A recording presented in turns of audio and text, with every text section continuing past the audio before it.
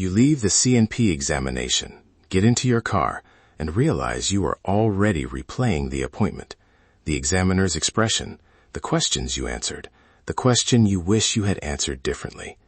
Maybe you are thinking, the exam was short, that must be bad. Or, the examiner seemed friendly, maybe that means everything went well.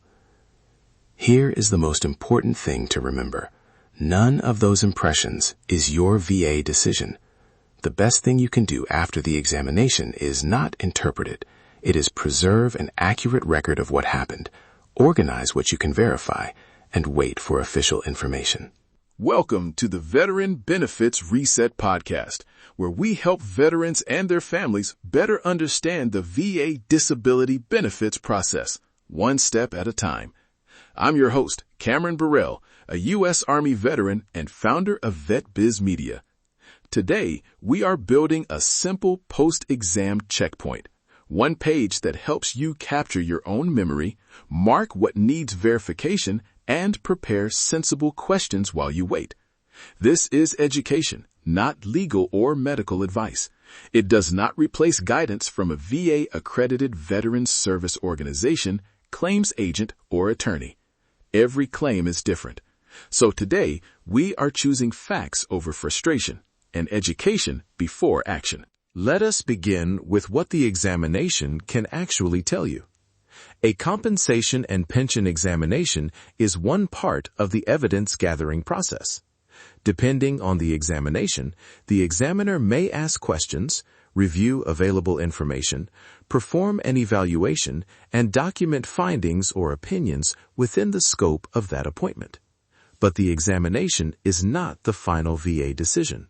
The examiner does not hand you an approval or denial as you walk out the door.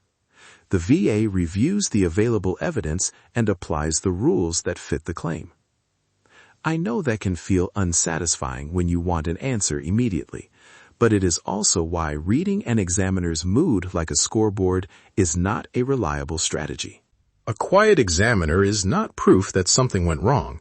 A warm examiner is not proof that something went right. A short appointment may reflect the type of examination, the questions involved, the records available, or the way the appointment was scheduled. A longer appointment can have many ordinary explanations too. Online stories often turn one person's experience into a prediction for everyone else. Be careful with that. Support from other veterans can be valuable. Certainty about someone else's claim is not. Your appointment needs to be recorded as your experience, not translated through a stranger's guess. As soon as reasonably possible, create your one-page checkpoint. Think of it as a receipt for your memory, not a rewrite of your claim. Write the date of the appointment, whether it was in person or by telehealth, the issue discussed, and the general type of evaluation you understood was taking place. Then write what you personally remember being asked and what you personally remember answering. If you do not remember the exact wording, say so. I do not remember the question exactly is an accurate note. Accuracy matters more than making the page sound complete. Next, record the functional effects you actually described. Maybe you talked about difficulty standing, disrupted sleep, trouble concentrating, missed work, or problems completing routine activities. Use your own words and your own experience.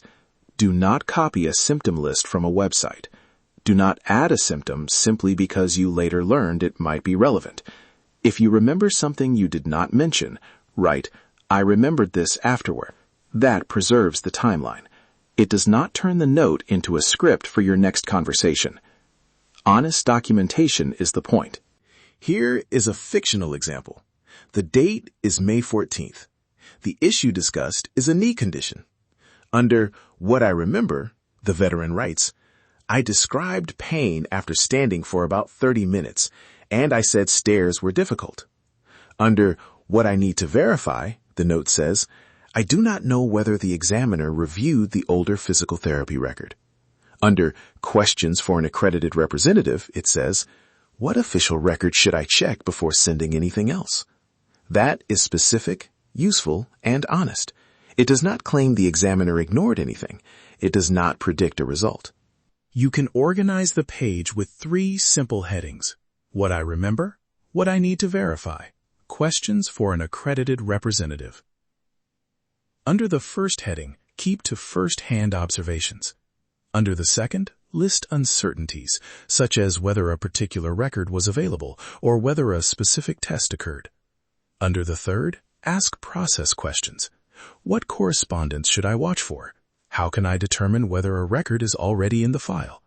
If I believe an important issue was not addressed, what general options should I ask about? Notice the difference between a question and a conclusion. One invites verification. The other may be an assumption wearing a uniform. Now connect the checkpoint to your records. Think in three broad categories. Military records may include service treatment records, personnel records, duty information, or other documents already associated with your file. Medical records may include treatment notes, testing, medication information, or documented changes related to the issue under review. Employment records may matter when they lawfully and appropriately describe functional effects, such as attendance problems or workplace accommodations. You do not need to send every document you can find. Pause and ask, what record might matter? Is it already in the file? And what do I need to verify before I act? A general example might look like this. A veteran remembers discussing recurring symptoms and their effect on work. After the appointment, the veteran remembers an older treatment note and a recent workplace accommodation document. The responsible response is not to announce that the examiner ignored everything. It is to write down what was actually discussed. Identify what is known about those records, determine whether they are already part of the file when possible, and prepare focused questions. If the VA sends a request for information, that official request becomes part of the timeline. Organize, verify, execute. Do not manufacture evidence, and do not submit duplicates just to feel busy. Your checkpoint should also include a communication timeline. Add the examination date, any submission dates you know, and the dates of official letters or messages you receive. Keep correspondence together. If you contact the VA, note the date, the general reason for the contact, and any instructions you were given. Then read every official letter carefully. Look for requests, deadlines, and explanations that apply to your situation. A status screen can be useful, but it is not a substitute for official correspondence. A form comment cannot interpret your file. When information is uncertain, label it uncertain. That one habit can prevent a lot of confusion. It may be tempting to call repeatedly just to feel reassured. I understand that impulse. Waiting can make every quiet day feel like a message. But before you contact anyone, look at your page and ask 3 questions. What specific fact am I trying to verify? What official document am I responding to? Can I state my question in 1 or 2 sentences? If the answer is no, take a breath and organize first. A focused question is usually more useful than a frightened guess. And remember, a conversation with the VA does not replace reading the correspondence connected to your claim. What if you believe something important was misunderstood or left out? Start with a specific issue, not the conclusion. What question do you remember? What answer did you give? What subject do you believe was not addressed? Is there a document or official request connected to that concern? Write those details in factual language. Discomfort alone does not establish that an examination was inadequate, and a difficult interaction does not automatically determine the outcome. If the concern remains, bring the checkpoint, the official correspondence, and your questions to a VA-accredited VSO, claims agent, or attorney, depending on the help appropriate to your circumstances. When you speak with an accredited representative, bring organized materials rather than a pile of guesses. The one-page checkpoint, official letters, a list of records you want to verify, and a short list of process questions. An accredited representative may help you understand general options and correspondence under current rules. They cannot responsibly guarantee a rating, approval, effective date, or compensation amount based on an examination experience. Also, protect your privacy. You do not need to post your claim number, medical details, or personal records for strangers online. Facts over frustration includes knowing where not to share your information. Let us make the finished page easy to remember. At the top, examination date and issue discussed. Then 4 lines. What I remember being asked, what I remember answering, records or follow-up information to verify, and questions for an accredited representative.